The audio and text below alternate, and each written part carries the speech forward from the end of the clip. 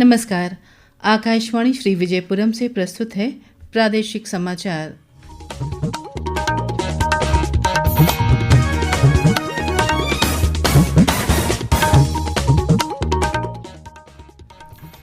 Pension और पेंशनभोगी कल्याण विभाग पहले से 30 नवंबर तक चौथा राष्ट्रव्यापी डिजिटल जीवन प्रमाण पत्र अभियान चलाएगा।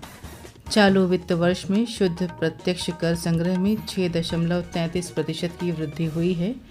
दक्षिण अंडमान जिला उपायुक्त ने कल हैडो क्षेत्र का निरीक्षण कर सार्वजनिक सुविधाओं की समीक्षा की और तकनीकी कारणों के चलते जहाज MV कैम्बल बे की कल की श्री विजयपुरम से मायाबंदर होते हुए कोलकाता की निर्धारित यात्रा को रद्द कर दिया गया है।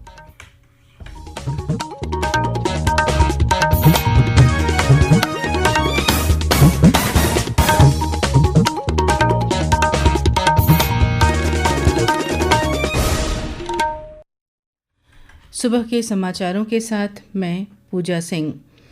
पेंशन और पेंशनभोगी कल्याण विभाग पहले से 30 नवंबर तक चौथा राष्ट्रव्यापी डिजिटल जीवन प्रमाण पत्र DLC अभियान चलाएगा। ये अभियान पूरे देश के 2000 जिलों और उपमंडल मुख्यालयों में आयोजित होगा। कार्मिक लोक शिकायत और पेंशन मंत्रालय ने कहा कि DLC अभियान के चौथे चरण का उद्देश्य 2 करोड़ डिजिटल जीवन प्रमाण पत्र जारी करना है।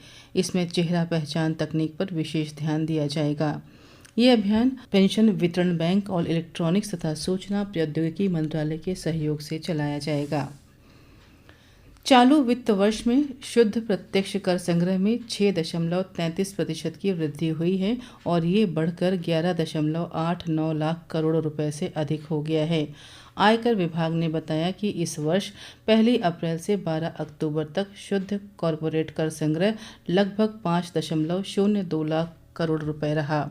गैर कॉरपोरेट में लगभग 6.56 लाख करोड़ रुपए का कर संग्रह हुआ। आयकर विभाग के अनुसार प्रतिभूति लेन देन कर संग्रह 30,878 करोड़ रुपए रहा। रिफंड समायोजित करने से पहले सकल प्रत्यक्ष कर संग्रह 13.92 लाख करोड़ रुपए रहा।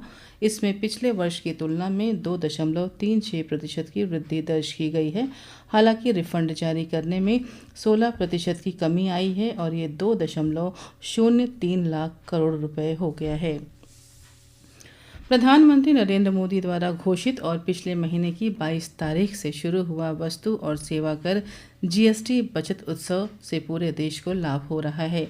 GST सुधार के प्रभावों की कड़ी में आज प्रस्तुत है संशोधित दरों से महाराष्ट्र के उद्योगों को मिलने वाली मजबूती के बारे में एक रिपोर्ट।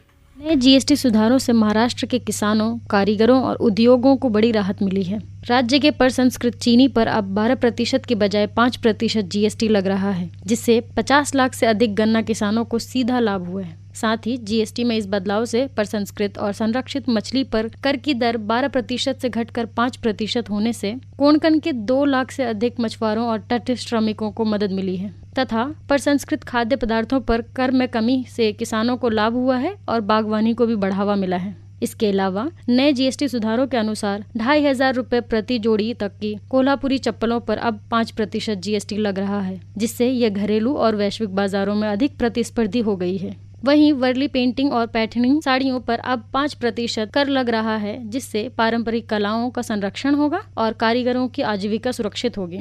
इन सुधारों से राज्य की अर्थव्यवस्था को बढ़ावा मिलेगा तथा लोगों को रोजगार मिलेगा। श्रम और रोजगार मंत्री मनसुख मांडविया ने कल विश्वास योजना का शुभारंभ किया। इस योजना का उद्देश्य कर्मचारी भविष्य निधि और विविध प्रावधान अधिनियम के अंतर्गत दंडात्मक क्षतिपूर्ति को तर्कसंगत बनाकर मुकदमेबाजी को कम करना है। डॉक्टर मांडविया ने कल नई दिल्ली में कर्मचारी भविष्य निधि के केंद्रीय न्यासी बोर्ड की 238वीं बैठक में इस योजना का शुभारंभ किया। डॉक्टर मांडविया ने इस अवसर पर कई डिजिटल पहलों का भी शुभारंभ किया।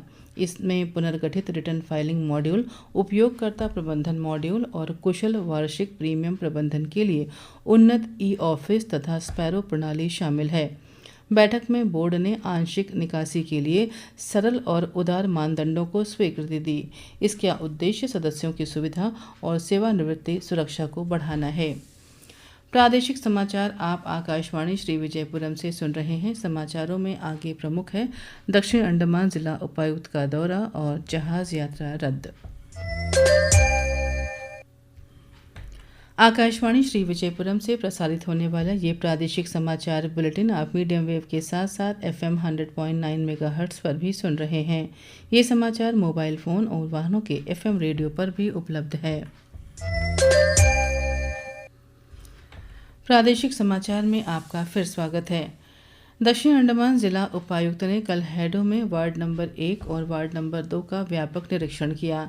इस दौरे का उद्देश्य सार्वजनिक सुविधाओं की समीक्षा, बुनियादी ढांचे की पहचान और सामुदायिक प्राथमिकताओं के लिए स्थानीय प्रतिनिधियों के साथ बातचीत करना था। दौरे के दौरान तिरुपति मंदिर क्षेत्र के सामने खाली पड़ी जमीन का उपयोग सामुदायिक और मंदिर संबंधी गतिविधियों के लिए करने और पास के खाली पड़े सरकारी क्वार्टरों को स्थानीय युवाओं के लिए व्यायामशाला में बदलने के प्रस्ताव की दक्षिण अंडमान के उपायुक्त ने समीक्षा की। उन्होंने CCS के पास सामुदायिक हॉल के निर्माण, रांची विजन के पास पार्किंग क्षेत्र और खेल के मैदान के निर्माण के प्रस्तावों पर भी चर्चा की। इस दौरान जिला उपायुक्त के साथ वार्ड पार्षद भी उपस्थित थे। पर्यटन निदेशालय की ओर से कल समुद्री जीव विज्ञानी और प्रकृतिवादी दीक्षा दीक्षित द्वारा द्वीपीय पर्यटन का तरीका विषय पर एक सार्वजनिक व्याख्यान का आयोजन किया गया। उन्होंने द्वीप समूह के द्वीपीय पारिस्थितिकी तंत्र और समृद्ध समुद्री जैव विविधता के अनुकूल सतत पर्यटन प्रथाओं के महत्व पर जानकारी दी। इस अवसर पर पर्यटन निदेशक ने सभी पर्यटन हितधारकों द्वारा निर्धारित प्रोटोकॉल का कड़ाई से पालन करने को कहा। निदेशक ने हितधारकों के किसी भी विशिष्ट कौशल या प्रशिक्षण आवश्यकताओं के लिए अपनी आवश्यकताएं विभाग को प्रस्तुत करने के लिए भी प्रोत्साहित किया। कार्यक्रम में पर्यटन उद्योग के साझेदार, टूर संचालक, एडवेंचर वाटर स्पोर्ट्स संचालक, स्नॉर्कलिंग गाइड, स्कूबा डाइविंग प्रशिक्षक और छात्रों ने भाग लिया। तकनीकी कारणों के चलते जहाज MV कैम्पबेल बे की कल की श्री विजयपुरम से मायाबंदर होते हुए कोलकाता जाने वाले यात्रा कार्यक्रम को रद्द कर दिया गया है। हालांकि जहाज MV स्वराज द्वीप 30 अक्टूबर को सुबह 10 बजे श्री विजयपुरम से कोलकाता के लिए रवाना होगा और 6 नवंबर को दोपहर 12 बजे कोलकाता से श्री विजयपुरम के लिए वापसी करेगा। यात्री स्टार्स टिकटिंग काउंटर या टिकटिंग पोर्टल के माध्यम से सभी दिनों में सुबह 9 बजे से शाम 4 बजे के बीच अपने टिकट बुक करा सकते हैं। टिकट कल सुबह 9 बजे से जारी किए जाएंगे। शिक्षा निदेशालय के विज्ञान शाखा ने बिरला औद्योगिक एवं प्रौद्योगिकी संग्रहालय कोलकाता के सहयोग से कल एक राज्य स्तरीय विज्ञान नाटक प्रतियोगिता का आयोजन किया। कार्यक्रम में सभी 9 शैक्षिक अंचल क्षेत्रों से आए क्षेत्रीय स्तर के विजेता प्रतिभागियों ने मानव जाति के लाभ के लिए विज्ञान एवं प्रौद्योगिकी विषय पर विज्ञान नाटक प्रस्तुत किया। इसमें दक्षिण अंडमान शैक्षिक अंचल क्षेत्र से गर्ल्स स्कूल की छात्राओं ने प्रथम स्थान हासिल किया, जो 11 नवंबर को कोलकाता में आयोजित होने वाले पूर्वी भारत विज्ञान नाटक प्रतियोगिता में द्वीप समूह का प्रतिनिधित्व करेंगे। राष्ट्रीय स्मारक सेलुलर जेल में फ्रीलांस टूरिस्ट गाइड का पैनल तैयार किया जा रहा है। इसके लिए चुने गए सभी उम्मीदवारों की लिखित परीक्षा और व्यक्तिगत साक्षात्कार 17 अक्टूबर को सेलुलर जेल परिसर में आयोजित किया जाएगा। उम्मीदवारों से अपने वैध फोटो पहचान पत्र और मूल दस्तावेजों के साथ सुबह 8:30 बजे तक रिपोर्ट करने को कहा गया है। मूल्यांकन अंडमान निकोबार द्वीप समूह के इतिहास से संबंधित विषयों पर केंद्रित होगा। अंत में मुख्य समाचार एक बार फिर। पेंशन और पेंशनभोगी कल्याण विभाग पहले से 30 नवंबर तक चौथा राष्ट्रव्यापी डिजिटल जीवन प्रमाण पत्र अभियान चलाएगा। चालू वित्त वर्ष में शुद्ध प्रत्यक्ष कर संग्रह में 6.33% की वृद्धि हुई है। दक्षिण अंडमान जिला उपायुक्त ने कल हैडो क्षेत्र का निरीक्षण कर सार्वजनिक सुविधाओं की समीक्षा की और तकनीकी कारणों के चलते जहाज MV कैम्पबेल बे की कल की श्री विजयपुरम से मायाबंदर होते हुए कोलकाता की निर्धारित यात्रा को रद्द कर दिया गया है। इसके साथ ही प्रादेशिक समाचार का ये बुलेटिन समाप्त हुआ। नमस्कार।